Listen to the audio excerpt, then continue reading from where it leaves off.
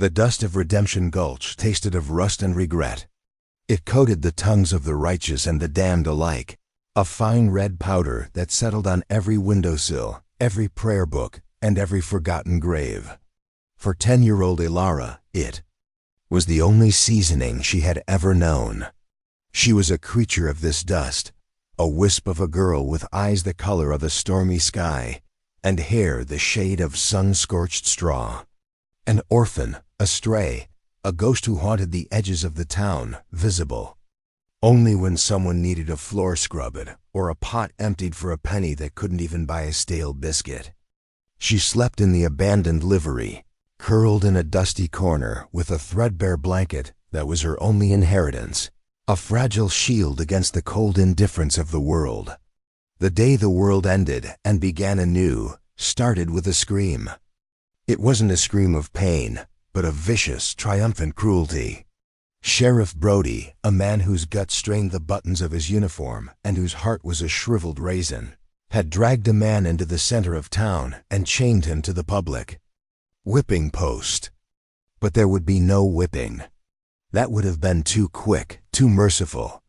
The man was Lakota, a warrior captured after a skirmish miles away, his brothers scattered or dead. He was tall and proud, even with his hands bound and his body bruised. His face was a mask of stoic defiance, his black eyes fixed on the distant, hazy mountains that were his home. Brody wanted to make an example of him. He declared the man a savage, a murderer, a threat to their civilized way of life, and sentenced him to death by sun and thirst. He was to be a monument to the town's power, a warning left to bake and blister and bloat under the relentless Wyoming sun. The townsfolk gathered, their faces a mixture of fear, hatred, and a grim, sanctimonious curiosity. They spat on the ground near the warrior's feet. The women pulled their children closer, whispering poison into their ears about the godless heathens, who deserved nothing less. "Look what happens to them that defies us," a father told his son, pointing a thick, grimy finger. "They die like dogs in the dirt." Ilara watched from the shadows of the blacksmith's forge, her small body trembling. She had seen death before. She had seen her own mother waste away from fever, her father's body brought back from the mines, a broken thing wrapped in canvas. But this was different.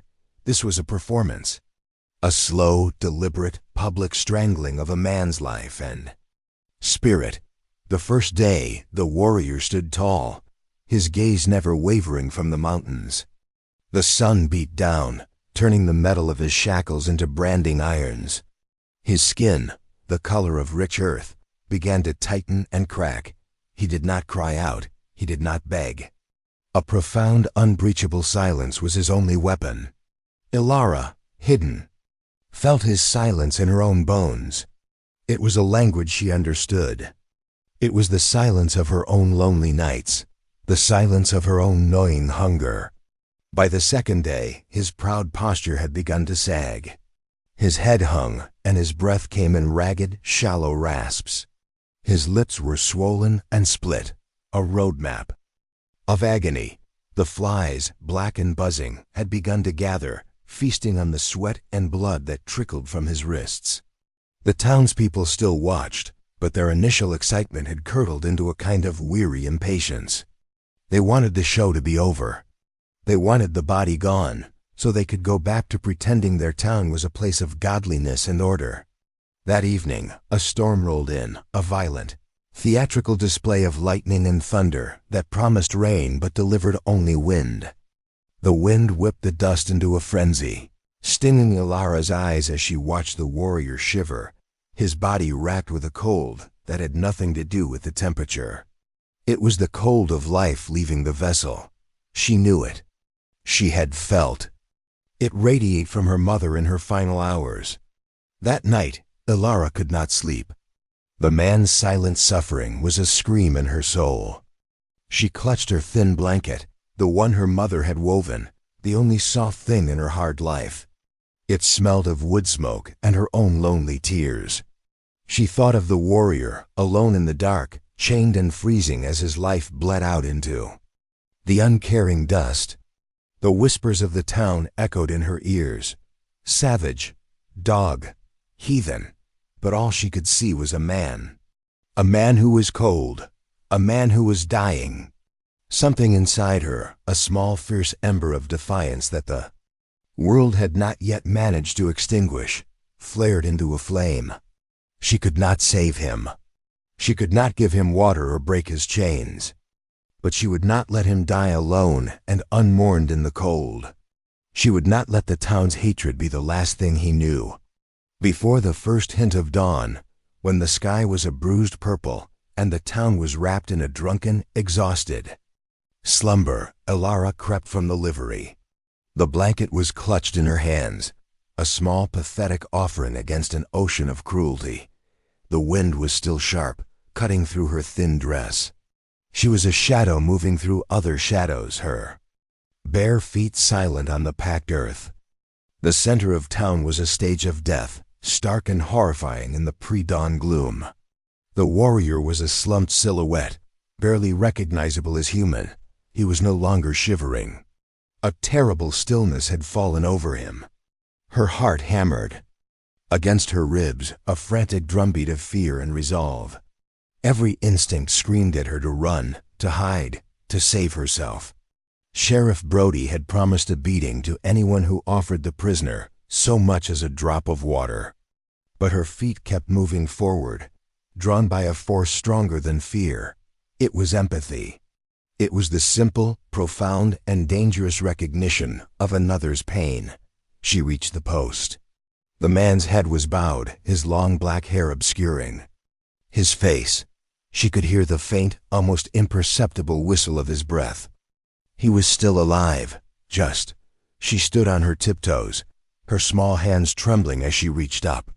She couldn't wrap the blanket around his shoulders. The chains were in the way. So she did the only thing she could. She gently, reverently draped the thin, worn fabric over his head and shoulders, letting it fall like a shroud, a small tent of warmth in a world of cold. It was a futile gesture, a whisper of comfort against a roar of agony, but it was all she had. For a moment, she thought she felt him stir. A slight, almost imperceptible shift, as if he was leaning into the faint warmth. Or perhaps it was just the wind. She didn't know. She didn't wait to find out. She turned and fled back into the shadows, her heart a wild bird in her chest. She had done it. She had defied them all. She had given her only possession to a dying man. As she curled back into her corner of the livery, the cold seeping into her bones, a single terrifying question echoed in the hollows of her heart. What have I done? The sun rose with a brutal, unforgiving glare. The town awoke, stretched, and remembered its spectacle. A small crowd gathered again, eager for the final act. But today, something was different. A murmur rippled through the onlookers, a confused, angry buzz. The warrior was no longer a symbol of their power, a defeated savage on display. He was covered, obscured. A worn, faded blanket was draped over his head and shoulders, a flag of some unknown, unwelcome sentiment. Sheriff Brody stomped into the square, his face purple with rage. Who did this? He bellowed, his voice cracking the morning air. Who dared? His eyes scanned the crowd, accusing every man, woman, and child. No one spoke. No one knew. But their eyes, like a pack of hounds, began to search for the weakest among them, the one most likely to commit such a foolish, sentimental act. Their gaze fell upon the edges, the shadows, the places where the unwanted lived. Their gaze fell upon Ilara, who was trying to make herself invisible behind a rain barrel. Brody saw her. He saw the way she flinched, the way she tried to shrink. Into nothing. He didn't need a confession. He knew. He strode over to her, his shadow swallowing her whole. He grabbed her by the arm, his thick fingers digging into her flesh like claws. You? He snarled, his breath a foul wave of coffee and contempt. You did this? Ilara couldn't speak. She could only nod, a tiny, jerky movement. A collective gasp went through the crowd. It was a sound of outrage, of betrayal. She had not just defied the sheriff, she had defied the town. She had sided with the enemy. She had given comfort to a savage. "Take it off him," Brody commanded, shoving her toward the post. "Now." Tears streamed down Alara's face, tracing clean paths through the dust on her cheeks. She stumbled forward, her small body shaking uncontrollably. She reached the warrior. His stillness was absolute now. The faint whistle of his breath was gone. The silence under the blanket was no longer the silence of defiance. It was the silence of eternity. With trembling fingers, she reached for the edge of the fabric. She didn't want to see. She didn't want to see the final, empty gaze of the man she had tried to comfort. But before her fingers could touch the cloth, a new sound cut through the air. It was not a sound that belonged to Redemption Gulch. It was a low, rhythmic thunder that seemed to come from the earth itself. It grew louder, closer, a steady, ominous beat that vibrated in their chests. Hoofbeats. Hundreds of them. The townsfolk turned as one, their faces pale with a new, primal fear. They looked toward the east, toward the plains from which the warrior had come, and they saw them. They poured over the horizon like a river of shadow and dust, a moving forest of lances and feathers. 300 warriors mounted on painted ponies, their faces grim, their eyes burning with a cold, silent fire. They were not riding for war, not with the wild, chaotic energy of a raid. They rode with a solemn, inexorable purpose, a river of grief and retribution flowing toward the heart of the town. They were a force of nature, an answer to a prayer the dying man had never uttered. The town of Redemption Gulch held its breath, and for the first time, it tasted not of dust, but of pure, unadulterated terror. The warriors did not slow. They rode directly into the square, their ponies parting the terrified crowd like a stone cleaving water. They formed a silent, menacing circle around the whipping post, their presence sucking all the air, all the sound, all the arrogant certainty from the town. At their head was a man even taller than the one chained to the post, his face a mask of chiseled granite, a single eagle feather in his long black hair. His eyes, chips of obsidian, swept over the scene, taking in the terrified faces of the settlers, the furious, blustering sheriff, and the small, weeping girl.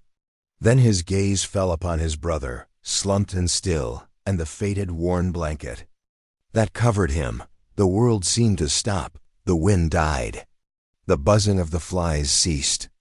The only sound was the frantic, terrified pounding of hearts in the chests of the people of Redemption Gulch. The leader dismounted, his movements fluid and deliberate. He walked to the post, his eyes never leaving the blanket. He did not look at his brother's face. He looked at the simple hand-woven fabric, tracing the faded patterns with his gaze. He recognized the crude stitching, the worn threads. It was not the work of his people. It was settler work. A child's blanket. He reached out, his hand hovering over the fabric for a long moment. Then, slowly, he turned his head, and his obsidian eyes found Alara.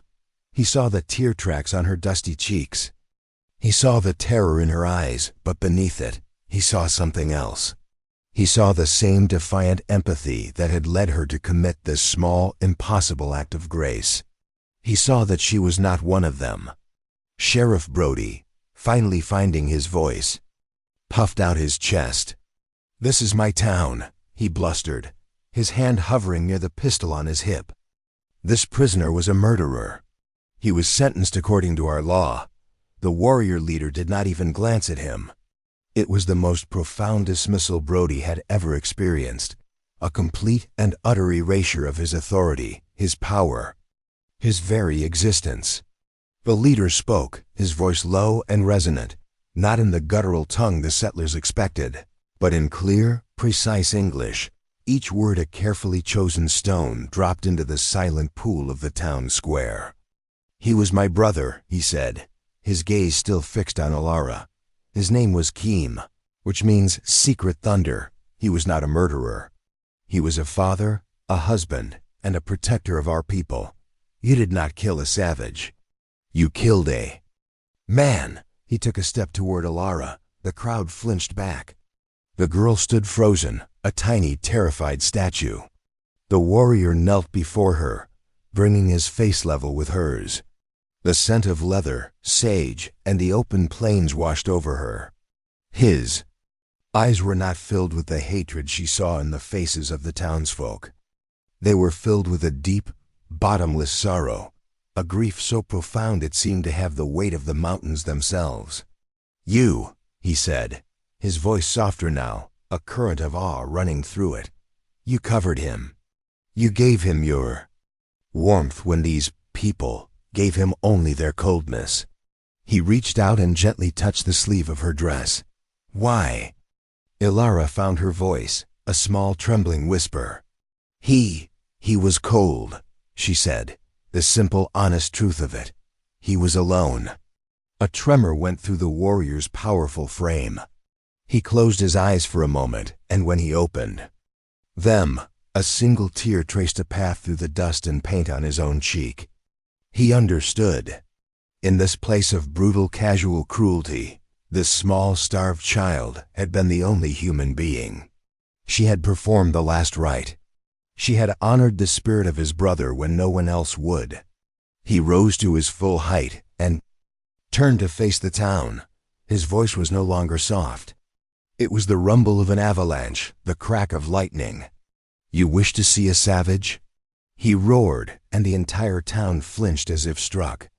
You chain a man to a post and let him die of thirst, and you call us the savages? You teach your children to hate, you spit on the dying, and you call us godless? Look at you.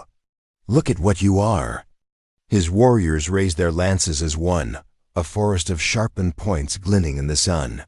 A woman in the crowd screamed. Sheriff Brody fumbled for his gun, his hand shaking too much to get a grip. We did not come for war, the leader said, his voice dropping again to that low, dangerous calm. We came to bring my brother home, but we find him honored. In this place of dishonor, we find a single sacred act. He turned back to Alara, his expression softening once more. He reached to his own neck and removed a necklace of intricately carved wooden beads and a single polished bear claw. It was a symbol of strength, of courage, of immense spiritual power. He knelt again and gently placed it over Alara's head. It hung down to her waist, a heavy sacred weight against her thin chest. The spirit of Keen will not go into the next world cold and alone, he said to her. You have warmed his journey. My people, the people of the secret thunder, will not forget this. Your name will be known in our lodges. They will sing songs of the star-eyed girl who showed courage when warriors trembled. He stood and made a gesture to his men. 2 of them dismounted and with sharp knives cut the ropes and broke the chains that bound Kem's body to the post. They wrapped their brother's body in a rich buffalo robe they had brought, lifting him with a reverence that was a searing indictment of the town's desecration. They secured him to a waiting horse. The leader mounted his own pony. He looked down at Alara one last time. Live well, little sister, he said. Then he turned his gaze upon the town of Redemption Gulch, and his eyes were as hard and unforgiving as the winter stone. We will not harm you, he said, and a collective sigh of relief went through the crowd. But he was not finished. We will not burn your town. We will not take your lives. We will leave you with something far worse. We will leave you with your shame. Every time the sun beats down, you will remember the man you left to die of thirst. Every time the wind blows cold, you will remember the child who had more honor in her small body than all of you combined. You will live with the knowledge of what you are. He raised his hand, and as one, the 300 warriors turned their horses and began to ride away. They did not look back. They moved with the same solemn, silent purpose with which they had arrived, a river of grief flowing back toward the mountains, taking their brother home. They left behind a silence that was heavier and more damning than any scream. The townsfolk stood frozen, their faces a mask of shock, fear, and a dawning, sickening shame. They looked at the empty whipping post. They looked at the dust settling where the warriors had been. And then they looked at Alara. She was no longer just a stray, an orphan, a nuisance. She stood in the center of the square, the bare claw. Necklace a mark of impossible royalty against her ragged dress. She was not looking at them. Her gaze was fixed on the distant, retreating figures, on the horse that carried the body of the man she had tried to warm. She was no longer a part of Redemption Gulch. She had been claimed by something older, something wilder, something more profound. She was the star-eyed girl. She was the conscience of a town that had none. Sheriff Brody stared at her, his face slack, his authority shattered. He opened his mouth to say something, to threaten, to command, but the words died in his throat. How could he punish a girl who had been honored by 300 warriors? How could he assert his law in the face of a judgment so absolute? He simply turned and walked back to his office, the weight of his own shame a physical burden on his shoulders. One by one, the townspeople drifted away, unable to meet Alara's gaze, unable to bear the silence. They scurried back to their homes, to their shops, to their churches, but they would find no sanctuary there. The warrior's words would echo in every room, in every prayer. We will leave you with your shame. Alara stood alone in the square for a long time, the sun warming her face, the heavy necklace a strange, comforting weight. The dust settled. The world that had ended had begun again. She was still an orphan. She was still poor. But she was not the same. The fear that had been her constant companion was gone, replaced by a quiet, unshakable strength. She had faced down the hatred of an entire town and had been answered not with punishment, but with honor. She walked away from the whipping post. Not back to the shadows of the livery, but down the center of the main street. She did not scurry. She walked with her head held high, her gaze straight ahead. People peered at her from behind their curtains, their faces pale. They saw the bare claw, the symbol of a power they could not comprehend. They saw a girl who had been broken and had somehow, impossibly, become whole. She did not know where she was going. She did not know what she would eat or where she would sleep. But she knew, with a certainty that settled deep in her soul, that she would never be invisible again. She walked on out of the town, following the path the warriors had taken, toward the distant, hazy mountains. She was not following them to join them. She was simply walking toward a horizon that now seemed full of possibility, a world that was wider and more mysterious than she had ever imagined. The dust of Redemption Gulch was no longer on her tongue. She tasted only the clean, sharp air of freedom. The wind whispered through the tall grass, and it sounded like a song. It was a song of secret thunder, of a journey warmed, of a small, brave heart that had dared to love in a place of hate. And in that moment, beneath the vast open sky, the orphan girl who had given away her only blanket understood. Family was not blood. Home was not a building. They were a choice to see the humanity in another, a choice to offer warmth in the face of cold, a choice to stand for something when it would be easier to stand for nothing.